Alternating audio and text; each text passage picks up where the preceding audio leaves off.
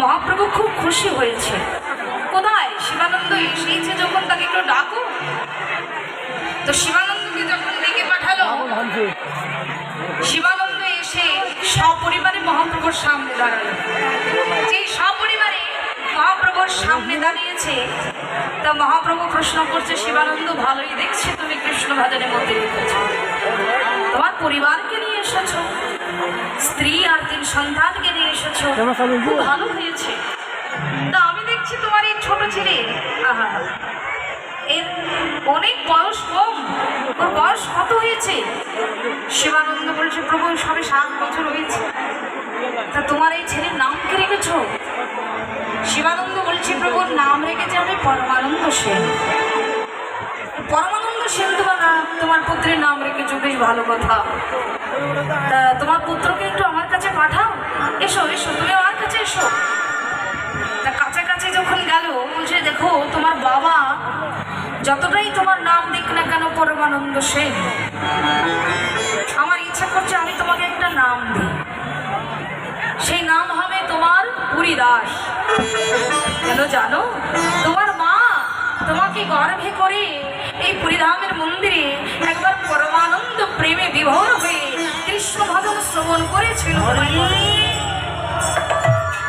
তাই আমি চাই যে তোমার নামটা কি? হরিদাস। এই পুরী মন্দিরের নামেই তোমার নামটা হোক।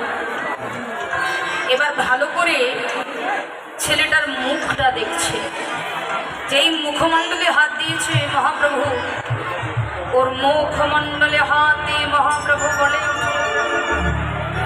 একবার কৃষ্ণ বলো,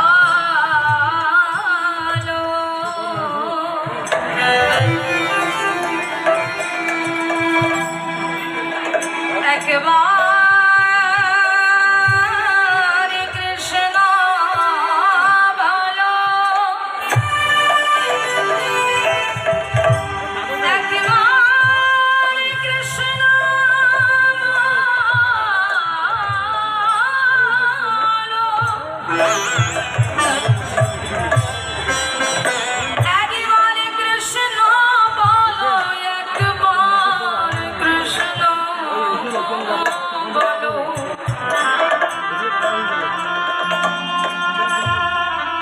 মহাপ্রভু বারবার কৃষ্ণ বলো উচ্চারণ করলেন। কিছুতেই পুরীদাস কৃষ্ণ বলো উচ্চারণ করে না। বলো কৃষ্ণ, কহ কৃষ্ণ, কিছুতেই ও কৃষ্ণ বলো বলছে না। কৃষ্ণ বলো যখন উচ্চারণ করে না, তখন ওর বাবা দূর থেকে শুনতে শুনতে এক প্রকারে ক্রোধান্বিত হয়ে ছেলের কাছে গিয়ে আসে। এমনিতে তো সারাদিন কটর কটর কথা বলিস, মহাপ্রভু বলছে কৃষ্ণ বলো, কেন বলছিস না? বল বল, একবার কৃষ্ণ বল। মহাপ্রভু বলতে বলছে, একবার কৃষ্ণ বল, কৃষ্ণ বল একবার। ওরে তোর পরম সৌভাগ্য যে মহাপ্রভু তোকে বলছে যে একবার কৃষ্ণ বলো। এমন কাউকে বলে না, বল না বাবা একবার কৃষ্ণ বলো। বলবি না তো? বলবি না? তুই বলবি না? যে বলেছে তুই বলবি না। এবার বলতে বলতে এতটাই ক্রোধ পিতার হৃদয় উদয় হয়ে গেল যে শিবা